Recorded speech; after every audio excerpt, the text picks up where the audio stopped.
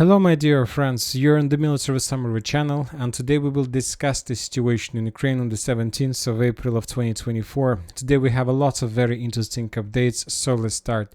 And first let's talk about Crimea, because we had more details about the Ukraine attempts to attack Jankoy, the airfield in the vicinity of the city.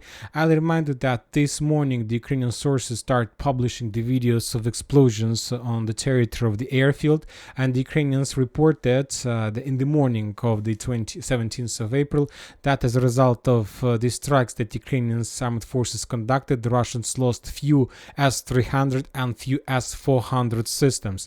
Later we got details from the military expert Ribber, who stated that Ukrainians used up to 12 ATACMS missiles.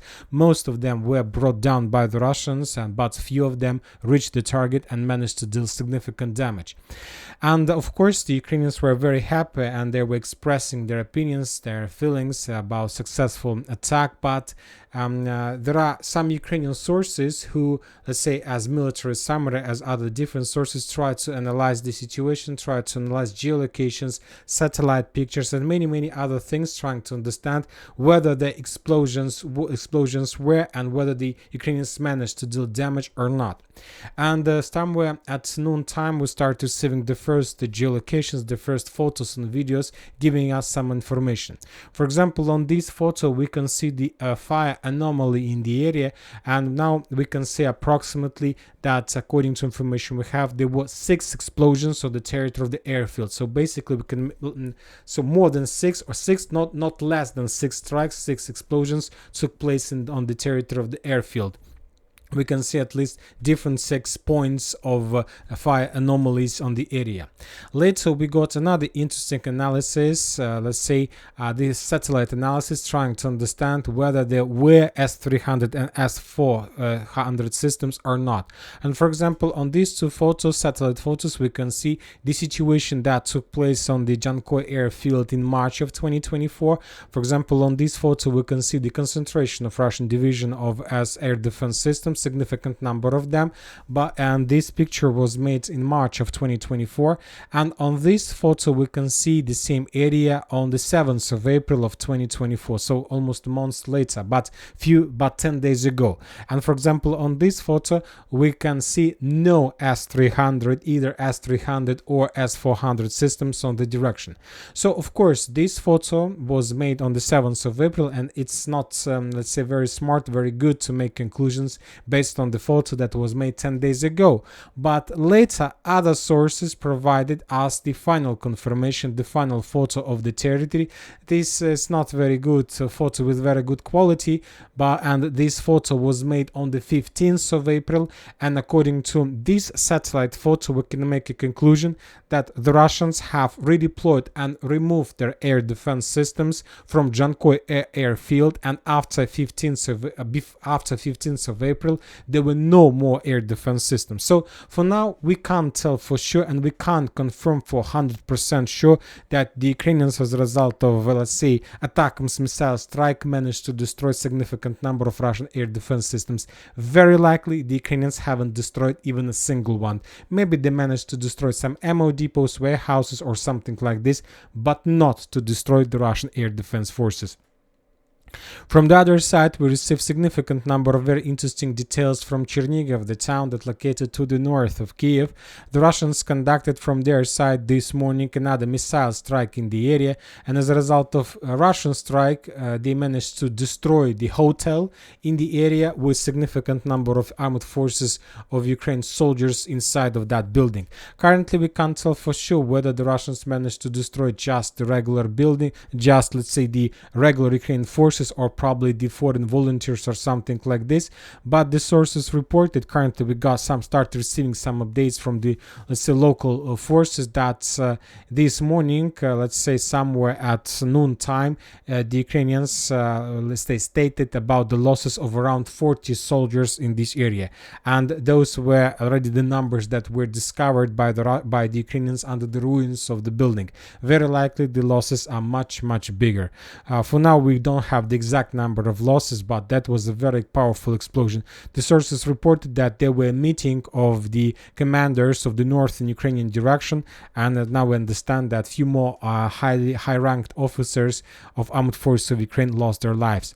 Now we are moving to Kyiv. We have very interesting report about Zelensky. As you know, the Ukrainians, Zelensky himself, is in his evening address said that Ukraine would request the convening of a meeting of the Ukraine NATO Council on the defense of the skies, the supply of air defense systems, relevant systems and missiles. That was his statement that he made yesterday in the evening. And today we got confirmation from the Stoltenberg, from the NATO, that NATO will convene a meeting of the Ukraine NATO Council on April 19th with the participation of Zelensky Stoltenberg. This is a very important statement. From one side, you might say that Zelensky just tried to get and to receive additional air defense system, so that's why this meeting is going to take place. But this is the pattern. This is the pattern, and Ukraine and the Western countries usually act like this when the situation is critical and very dangerous, first of all in Ukraine. Usually, when there are very high risks of Russian missile strikes, of Russian Kinzhal strikes, of Russian, let's say, some big activity of air forces and maybe some, special operation from the Russian side, usually the Western countries try to take out Zelensky from Ukraine in some safe direction, let's say in Brussels or to Washington or to France. So they're moving. So the Western countries try to remove Zelensky from Ukraine and to send him in a tour all over the entire world. He have some meetings in Poland, Berlin, Paris, London, and so on. And after the Russians finished this or that operation, missile strikes or some special operation, then usually the Western countries return back Zelensky. So I'm not saying that Zelensky is not going to receive some air defense systems. Maybe he will receive some system from Germany or something like this. But once again, the main purpose of this meeting is to remove Zelensky from Ukraine during the very difficult period during the next few days. Because I'll remind you, and once again, I'm not saying that the Ukrainians haven't destroyed the air defense systems. Very likely the upcoming night the Ukrainians will make more attempts to attack Crimea and even Crimean bridge, and which will force the Russians to start massive attack on the territory of Ukraine. The Ukrainians maybe are trying to destroy Crimean bridge, and in this case, of course, it is very dangerous to continue keeping Zelensky inside of Ukraine. It's better on this period of time to remove it. So as I understand, this is exactly what is happening in Ukraine. Now let's move to the situation on the ground. First, we're going to talk about Kharkiv direction. Just a few updates from the territory. The Russians managed to discover and to destroy another Ukrainian multiple launch rocket system, Vampire, on the direction. And this is very important because probably if we calculate the number of Vampires that have been destroyed since the beginning of, let's say, March, the number of the destroyed systems is more than 20, probably more or less, plus minus. And now we see, have you mentioned, I would like to point your attention that during the previous few days, during the previous weeks, we see the complete reduce of Ukraine attempts to attack Belgorod with multiple launch rocket systems. And probably the main reason of that is that Ukrainians have already lost the most of this weapon. Now we are moving to line of combat contact. The northern Kupiansk direction, we haven't received anything. Southern Kupiansk direction, we haven't received anything as well. So as you can see, the front line was completely stabilized. Neither the Russians nor the Ukrainians conducted any attempts to attack each other. Sieversk direction, as you can see, based on the geolocations and icons, we see significant activity from the Russian forces. The Russians continue clearing the Belogorovka itself with multiple launch rocket systems, but without any attempts to attack the village on the ground. The terrain is very difficult. It's very difficult to attack in direction of the hills. So that's why the Russians are just bombing and attacking this territory. Very interesting details are coming from Verkhneykamyansk. And today the Russian sources published additional video of how they were bombing and attacking Verkhneykamyansk with FABs. A few more explosions. I remind you that the central part of Verkhneykamyansk is most fortified, and now the Russians are trying to reduce the defense of Ukrainians. If we increase the numbers of updates since the beginning of months, we would see that there is a very big activity of the Russian forces on this direction. So very likely that the Russians, after a few attempts to storm Bilogorovka, and after most of those storms were repelled by the Ukrainians, the Russians decided to change their plans on the direction. Currently, the Russians are trying to focus their activity on Verkhnyokamyanskaya direction with the purpose to establish complete control over the village, because as I understand now, the Russians realize that to capture Verkhnyokamyanskaya is much more easier for them than to establish control over Bilogorovka. If the Russians are able to establish control over Verkhnyokamyanskaya, this can lead to complete collapse of Ukrainian defense belt and to force the Ukrainians to fall back from Bilogorovka itself. So maybe this is the new Russian plan that they will try to implement during the next few days. We see a certain Russian activities along the railways. The Russians continue bombing and attacking the Ukrainian forces along the railways from Bilogorovka to Vyimka. This is another artillery preparation with the purpose to clear the territory before the further ground operation. During the next few days, we expect some certain Russian activity or few more attempts to establish control over additional trenches and the fortifications. Chasiv Yar. During the previous 24 hours, we haven't received lots of updates.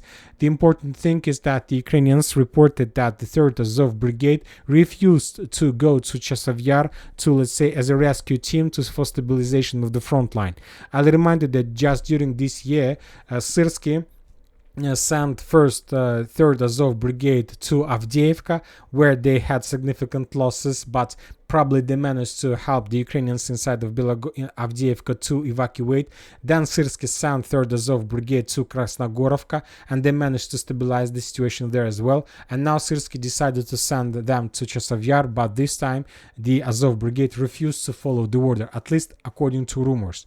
The Ukrainians, the front line in Bilogorovka was stabilized as well. The Ukrainians during the previous few days tried to counterattack the Russians for a few times. And on this video, for example, we can see another Ukrainian T-64 tank that was trying to move to Kalinovka, but was damaged by a Russian anti-tank missile, and after that the tank moved and sank in the small lake. So this is the situation in the area. We have received no updates from the central or the eastern part of Canal, just a regular FPV drone activity, FPV drone clearing, bombing, and that's it. Nothing special, no progress on the ground, nothing like that. We still haven't received any updates confirming the Russian control over this territory let's say in the vicinity of Seversky Donetsk-Donbass Canal. So due to complete absence of additional geolocations and confirmations, we will return back the color of armed forces of Ukraine control over the territory during the next 24 hours. So we will return back the, let's say, Ukraine positions there. Now we are moving to Klishchiivka area. We can see a certain activity of the Russian armed forces. The Russians during the previous 24 hours were bombing the Ukrainian positions, were attacking Ukrainians with FPV drones, and we see that activity is very big. And I'll remind you that just a few days ago we received a video from the Russian side of how their drone was flying above the territory, and how the Russian drone was dropping the applications suggesting the Ukrainians in the town to surrender. So after, let's say, that ultimatum, the Russians launched an offensive. First phase with, let's say, FPV drones clearing and artillery preparation. So all these things, all these activities tell us that very likely during the next few days the Russians will start the clearing operation of Klishchiivka itself. Now we are moving to Avdiivka area. As we discussed in the previous morning update, we have significant progress from the Russian forces that was geolocated by the, let's say, pro-Ukraine mappers deep state, and according to pro-Ukrainian mappers, the Russians, as a result of offensive operation, managed to establish complete control over the residential area that located between the railways, and furthermore the Russians managed to enter Acheretina itself. So we can say that the 17th of April is the official date of the beginning of the battle for Acheretina. Furthermore, we have very interesting and very important, let's say, photo, another satellite photo from Acheretina, and on this satellite photo we can see very heavy clashes exactly on the southern part of the village. We see lots of significant number of fire anomalies in the central, northern and the southern parts, which confirms additional Russian progress and that the Russians are storming this area heavily. This is very, for Ukrainians, it's very difficult to protect the southern part as soon as the Russians Russians entered, because the only safe road for the Ukrainians to redeploy forces is along this line, Pershatravneva Street. Then the Ukrainians need to cross the railways, and then from this side they can send additional reinforcement. This is not very good and not so easy, so that's why I have no doubts that within the next few days the Russians will be able to establish complete control over the southern part of Cheretina, and this situation will lead to complete collapse of the Ukrainian defense belt in Solovyovo, Novobakhmutovka. I'll remind you that the Russians have almost established control over the first defense belt that goes through Berdichi, Semyonovka, Umanska, Yasnobrodovka, Nitailova. The Russians have almost captured Berdichi as well, and now the Russians already launched the battle for the next defense belt, and this is Ocheretin, Novobakhmutovka, Solovyovo, Novopokrovska, Novoselovka I, Mizhova, and Karlovka water reservoir. And based on the geolocations and this update about further Russian progress in the vicinity of Ocheretina, we can say that the Russians have already cut the second defense belt in two parts, and now the northern part lives completely separate life from the southern defense belt. So we can say that the second defense belt was penetrated by the Russians, and now the Ukrainians need to start thinking how to stop the Russians on the third defense belt, and probably currently nobody knows where exactly the third defense belt goes, if there is a third defense belt at all.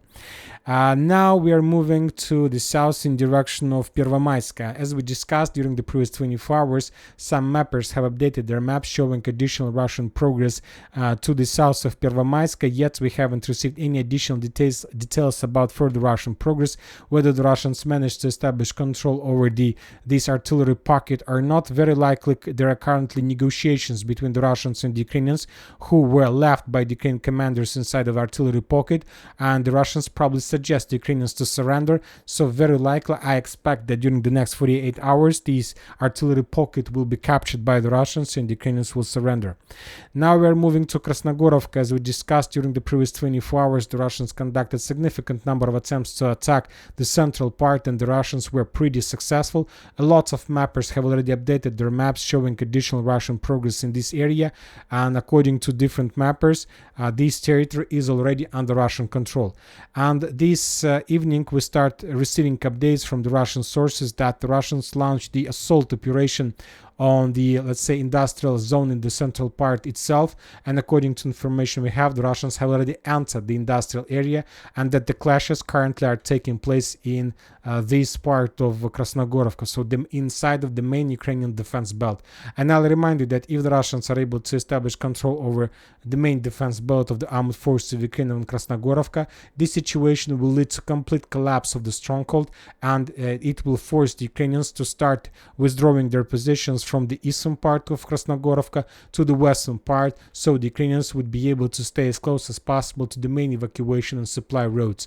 So the situation is collapsing, and obviously there are very high chances that the Russians can establish complete control over, or at least to establish control over, more than 50-60% of Krasnogorovka before the end of May. During the previous 24 hours, the main Russian artillery focus, was established on the main supply roads between central part of Krasnogorovka industrial zone, where the Russians are currently trying to storm the area, and the eastern part of high-rise building. So the Russians very likely tried to cut the area in two parts and not to allow the Ukrainians' reinforcements to be sent from one side to another. So the battle for Krasnogorovka is coming to an end. There are still a lot of things to do, but we see that the progress, every day we see additional progress, and the critical situation is getting faster and faster. When talking about South Donetsk direction, we haven't received anything, let's say, important, just a video from the Ukrainian sources of another Russian attempt to attack from Solovyovo in direction of Vodyane. The Russians were using significant number of armored vehicles, but the Ukrainians stopped the Russian attack with the use of FPV drones, and most of armored vehicles of Russian forces were destroyed, and the Russians were forced to fall back. The Russians continued destroying and reducing to ruins Ugledar itself with significant number of aviation bombs, but without any attempts to storm the area and to start any offensive on the ground. When talking about Remivka tactical bridgehead, after a very active phase of offensive during the previous few weeks, the Russians decided to launch a small operational pause. Probably after a few days of a small pause, the Russians will renew their offensives.